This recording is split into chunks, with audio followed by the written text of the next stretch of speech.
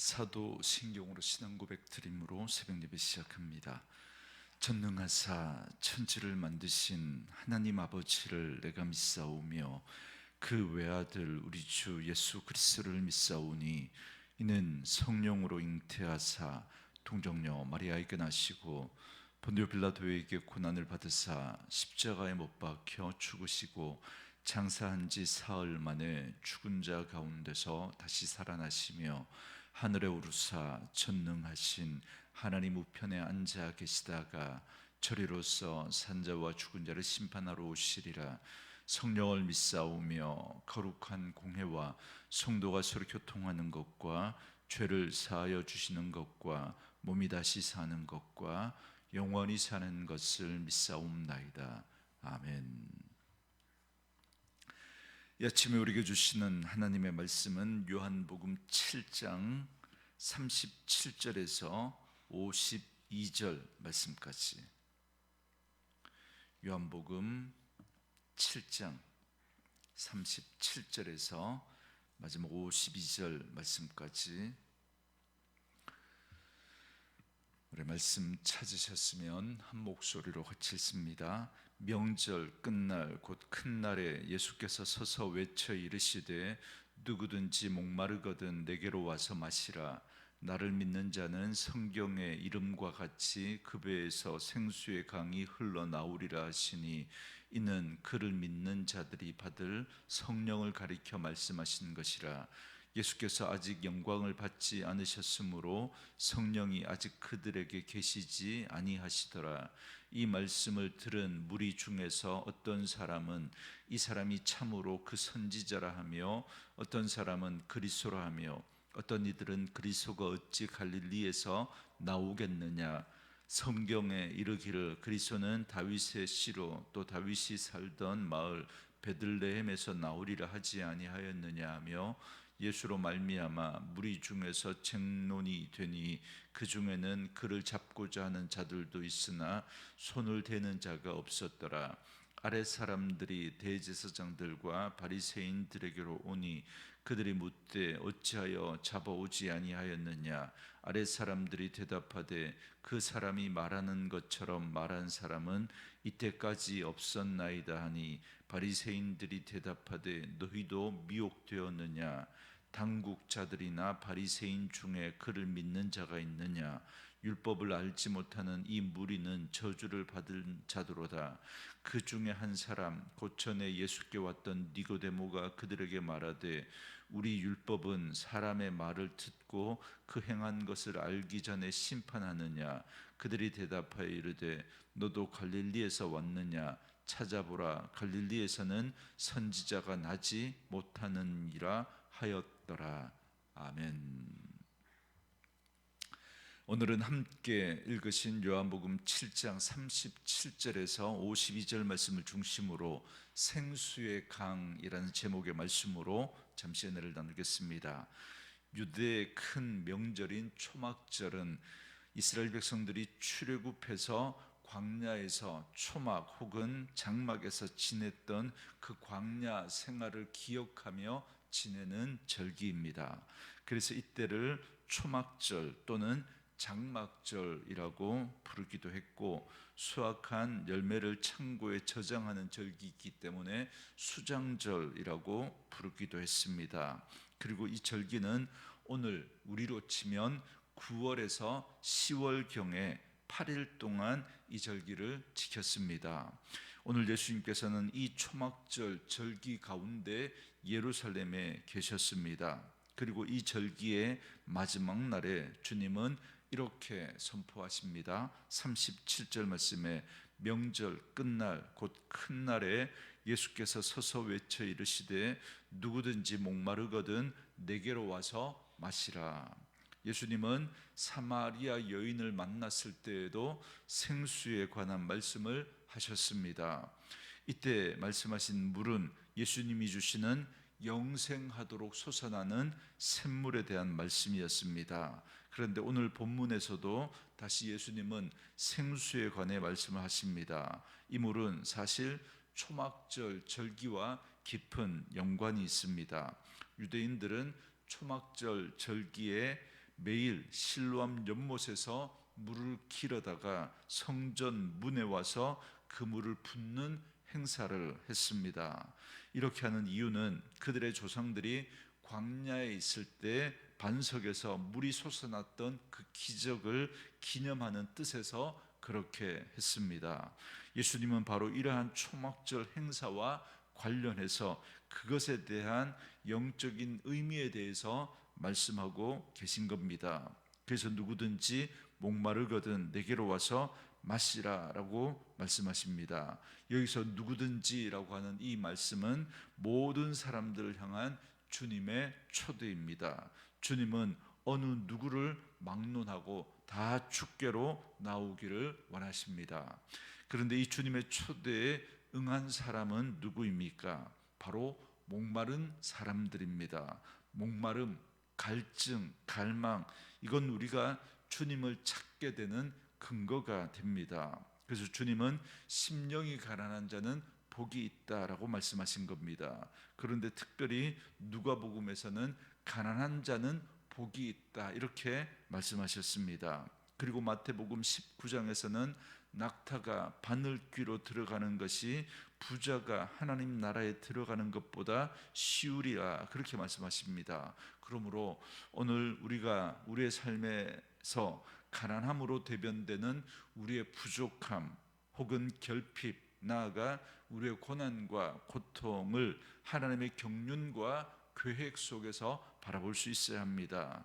배고픈 아이가 울게 되어 있고 우는 아이가 젖을 물게 되는 것입니다. 사람은 자신이 부족함이 없고 아쉬움이 없다라고 생각하면 절대 하나님을 찾지 않습니다. 그렇기 때문에 오늘 우리가 인생을 살아가면서 목마름이 있고 아쉬움이 있다라고 하는 건 어떻게 보면 은혜일 수 있습니다. 우리가 그런 부족함이나 아쉬움이 없다면 절대 하나님을 찾지 않습니다. 그 목마름과 그 갈급함, 부족함이 하나님을 찾는 계기가 되고 하나님의 나라를 유업으로 받는 원천이 될 수 있습니다. 그렇기 때문에 가난한 자가 복이 있다, 심령이 가난한 자는 복이 있다라고 말씀하시는 것입니다. 주님은 이처럼 갈급한 심령으로 주님을 찾는 자들에게 그 배에서 생수의 강이 흘러나온다라고 말씀하셨습니다. 여기서 생수의 강은 39절 말씀과 같이 믿는 자들이 받을 성령을 말합니다. 그런데 왜 생수의 강이신 성령이 배에서 나온다라고 말씀하셨을까라고 하는 이 부분을 좀 생각해 볼 필요가 있습니다. 우리는 보통 감정적인 요소는 가슴에서 나온다라고 그렇게 생각을 하고 지적인 부분은 머리에서 나온다고 생각하는데 이스라엘 사람들은 그렇게 생각하지 않았습니다. 그들은 지적인 근거는 심장에 있다라고 생각했습니다. 생각하고 사색하는 정신적인 기능은 심장에서 있다고 그렇게 봤습니다. 그렇게 반면에 감정적인 요소는 배에서 있다라고 생각했습니다. 그래서 배에서 솟아난다라고 하는 이 말은 배에서부터 끓어오르는 기쁨을 말하는 것으로 감정적인 요소를 의미하는 겁니다. 그래서 성령의 역사 가운데 하나는 우리 안에 끓어오르는 벅찬 감격과 기쁨을 가져다 준다라는 것입니다. 그래서 예수 믿는 사람들에게는 어떤 상황과 형편 속에 있든지 관계없이 그 속에서 근원적으로 솟아오르는 기쁨과 감격이 있어야 합니다. 내가 예수 믿고 구원받아 하나님의 자녀가 되었다라고 하는 이 사실, 천국이 우리에게 주어졌다라고 하는 그 사실로 인하여서 그 관계, 그 예수님과의 관계, 하나님과의 관계 속에서 솟아나는 근원적인 기쁨과 감격이 있는 것입니다. 이것이 예수 믿는 우리 그리스도인들의 행복의 원천입니다. 그러므로 우리의 신앙생활 가운데 배에서 솟아오르는 그 성령의 경험이 필요합니다. 성령의 역사, 성령의 은혜, 성령의 충만함은 반드시 이러한 벅찬 감격과 기쁨을 동반하게 되어 있습니다. 그런데 혹시 오늘 우리의 삶 가운데, 우리의 믿음 가운데 우리가 하나님의 몸된 교회를 섬기고 헌신하는 가운데 기쁨이 없고 힘들고 지치는 이유는 우리 속에 생수의 강이 흘러 넘치지 않기 때문에 그렇습니다. 성령님의 역사, 그러니까 하나님의 은혜와 사랑에 대한 벅찬 그 감격이 없기 때문에 그렇습니다. 내 인간적인 의를 가지고 내 열심을 가지고 하다가 지치면 번아웃 되는 것이죠. 아니요, 하나님의 일은 그렇게 하는 것이 아니라 성령의 은혜 가운데 하나님 주시는 그 은혜와 그 힘으로 감당할 수 있어야 합니다. 저는 이 은혜가, 이 성령의 역사가 우리의 믿음 생활 가운데 윤활유와 같은 역할을 한다라고 생각합니다. 우리가 믿음으로 살아가려고 하지만 그렇게 살지 못하도록 방해하고 또 저항하는 것들이 있습니다. 현실적인 여러 가지 이유들도 있겠고요, 때로는 사단의 방해와 공격이 있을 수 있습니다. 그런데 이런 은혜가 없고 성령의 역사가 없으면 악으로 깡으로 그렇게 하다가 번아웃 되는 거죠. 그러다가 여기저기서 삐그덕거리는 그런 일들을 보게 됩니다. 그래서 세상에서는 물론이거니와 교회에 와서도 불평하고 원망하고 남을 쉽게 정죄하고 다투고 갈등하게 됩니다. 원수를 사랑하는 것이 아니라 사랑해야 할 이들을 원수로 대하는 그런 일들이 일어나게 되는 것이죠. 그런데 어떤 분들은 그러한 문제들이 있음에도 불구하고 넘어가는 경우가 있습니다. 저는 이게 은혜이고 성령의 역사라고 생각합니다. 문제없는 교회는 없습니다. 문제없는 사람들이 없기 때문에 그런 것이죠. 그런데 그런 문제와 또 크고 작은 갈등이 있을 수 있겠지만, 그러나 은혜가 있을 때, 성령의 역사가 있을 때 마치 윤활유가 있어서 그 기계가 그렇게 맞물려도 그렇게 굴러갈 수 있는 것처럼 하나님의 은혜가 또 그 사람들 사이에, 교회 안에 여러 가지 문제들 속에서도 또 성령의 역사 가운데 굴러가게 하는 것이죠. 저는 말씀으로 이 하루를 시작하는 저와 여러분에게 이 은혜가 있기를 원합니다. 그러려면 우리 안에 이 은혜에 대한 목마름이 있어야 합니다. 그래서 주님 앞에 이 은혜를 구해야 합니다. 거기서부터 성령의 역사는 시작되는 것입니다. 그리고 계속해서 이제 오늘 본문 두 번째 내용인데요, 제사장들의 하속들이 예수님을 잡으러 왔다가 그냥 돌아온 사건입니다. 45절부터 47절에 보면 대제사장과 그 하속들의 묘한 대화가 나옵니다. 제사장들의 하속들은 예수님을 체포하러 갔다가 오히려 예수님의 말씀에 감동이 되어 감화를 받고 돌아온 겁니다. 그래서 예수님을 잡으러 갔다가 빈손으로 돌아와서 바리새인들에게 이렇게 보고합니다. 46절 말씀에 그 사람이 말하는 것처럼 말한 사람은 이때까지 없었나이다. 이에 바리새인들은 그들을 비난하며 예수님과 제자들에 대해서 이렇게 말합니다. 49절에 보면 율법을 알지 못하는 이 무리는 저주를 받은 자로다. 그러니까 지금 바리새인들은 자기들이 예수님보다 더 율법을 잘 안다고 생각하는 그런 어처구니 없는 말을 지금 하고 있는 겁니다. 그렇게도 잘하는 그들의 그 율법적인 지식으로 그들은 하나님의 아들 메시아를 십자가에 못 박아 버렸던 겁니다. 사실 율법을 바로 알았더라면 하나님도 알았을 것이고 예수님도 알았을 겁니다. 여러분, 왜냐하면 율법은 우리의 부족함과 한계를 깨닫게 하고 우리를 주님께로 인도하는 그런 초등교사의 역할을 하는 것이 바로 율법이기 때문에 그렇습니다. 그런데 그들은 그 율법을 아는 것이 아니라 율법의 지식을 아는 것뿐이었습니다. 그래서 그 지식으로 자기들 나름대로 안다고 하는 그 율법에 대한 지식으로 예수님을 못 박는 데까지 이르고 말았던 겁니다. 여러분, 율법을 안다라고 하는 건 그 율법 속에 담긴 하나님의 마음을 아는 것입니다. 그런데 그들은 나름대로 그 율법적인 지식을 가지고 무엇을 했는가 하지 않았는가, 그것만 가지고 사람들을 정죄했던 겁니다. 오늘 우리도 마찬가지입니다. 나름대로 성경을 안다고 하고 말씀을 안다고 하는데, 그런데 그 말씀의 주체이신 그리스도께 무릎을 꿇지 않고 교만 때문에 말씀을 아는 것 같은데 하나님의 마음을 모르는 경우가 얼마나 많은지 모릅니다. 그래서 심지어 하나님 말씀마저도 자의적으로 해석하게 되고 그것이 말씀에 대한 자기 고집이 되어버립니다. 그러면 그건 신앙이 아닌 신념이 되어버립니다. 여러분, 믿음과 신념은 전혀 다른 겁니다.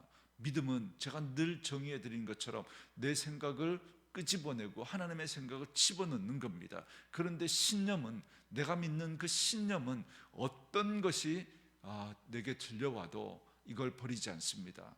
이 신념 때문에 다 밀어냅니다. 하나님의 말씀마저도 내가 가지고 있는 그 신념 때문에 밀어내버립니다. 여러분, 신념은 절대 믿음이 아닙니다. 결국 바리새인들은 그들의 그런 잘못된 신념과 교리들 때문에 예수님을 십자가에 못 박은 겁니다. 오늘 우리들도 얼마든지 그럴 수 있습니다. 말씀을 안다고 하는데 나를 부인하지 않으니까 예수를 부인해 버립니다. 오늘 바리새인들이 그랬습니다. 우리들은 아니라고요? 여러분, 우리 역시 그럴 수 있습니다. 하나님이 말씀하셔도 내 생각과 다르다고 밀어내는 건 말씀이신 그 예수님을 밀어내는 것이고 예수님을 부인하는 겁니다. 바리새인들은 자기들이 가진 인위적인 교훈을 가지고 율법을 안다고 생각했습니다. 소위 장로들의 전통이라고 하는 그 유전을 가지고 자기들은 누구보다 율법을 잘 알고 율법을 잘 지킨다고 생각했고 그 교만으로 예수님을 율법 없는 자로 여기고 예수님을 밀어냈던 겁니다. 그런데 그 자리에서 이 대화를 듣고 있던 한 사람이 있었습니다. 바로 한밤중에 예수님을 찾아왔던, 예수님과 함께 영생에 대한, 중생에 대한 대화를 나누었던 니고데모입니다. 50절과 51절 말씀에 그 중에 한 사람, 곧 전에 예수께 왔던 니고데모가 그들에게 말하되 우리 율법은 사람의 말을 듣고 그 행한 것을 알기 전에 심판하느냐, 이렇게 말합니다. 니고데모는 바리새인들이 함부로 예수님에 대해서 판단하는 것을 보고 신중하게 판단을 내려야 한다라는 취지로 이렇게 말한 겁니다. 예수님의 말을 직접 들어보고 예수님이 행한 것을 알고 나서 판단을 내려야 한다라는 것이죠. 그러자 그들은 니고데모에게 대답하기를 너도 갈릴리에서 왔느냐라고 묻습니다. 다시 말하면 너도 예수의 제자냐, 이렇게 물은 겁니다. 여기서 참 유감스러운 일은 지금 니고데는 마음으로 예수님을 옹호하고 싶었고 보호하고 싶었고 변호하고 싶었습니다. 예수님에 대한 좋은 감정이 그에게 있었던 거죠. 그러나 그의 지식으로는 이 위험을 무릅쓰고 충돌을 감수할 수가 없었습니다. 그래서 적당히 한 번쯤 말해보고 말았던 겁니다. 이런 신앙이 지적인 신앙입니다. 그저 생각으로는 알지만 뜨거운 것이 없기 때문에 목숨을 걸지 못합니다. 그는 예수님이 어떤 분인지 알았지만 아직 그의 가슴은 차가웠습니다. 그래서 어떤 희생도 지불하지 못하고 위험을 감수하려고 하지 않았던 겁니다. 여러분, 지적인 신앙은 언제나 이렇게 나약합니다. 우리의 신앙은 지적인 것과 감정적인 것 그리고 의지적인 것이 합쳐져서 비로소 목숨까지 걸 수 있게 되는 신앙이 되는 것입니다. 오늘 니고데모의 이 점잖은 말은 정말 유감스럽습니다. 우리는 좀 더 분명하고 확실하게 주님을 믿고 따르는 담대한 신앙을 가져야 할 것입니다. 그러므로 예수님에 대한 분명한 지식과 함께 오늘 예수님이 말씀하신 것처럼 생수의 강이 그 배에서 솟아나오는 그 감격으로, 그래서 내가 아는 그 지식에 그 성령의 은혜를 통해서 그 지식이 또 우리가 순종함을 통해서 또 하나님의 은혜로 경험되어져서 정말 우리의 믿음이 그저 지적으로 동의하는 수준이 아니라 성령의 그 은혜 가운데 그 말씀이 우리의 삶 가운데 이루어지는 것을 경험하고, 그래서 지정의, 그래서 우리의 감정적인 부분뿐만 아니라 우리의 의지적인 부분까지 동반되어서 참으로 주님을 온전히 믿고 따르는 그런 저와 여러분 되어줄 수 있기를 주의 이름으로 축원합니다. 우리 주신 말씀 묵상하시면서 이 찬양 함께 들으시며 기도하는 시간 갖겠습니다.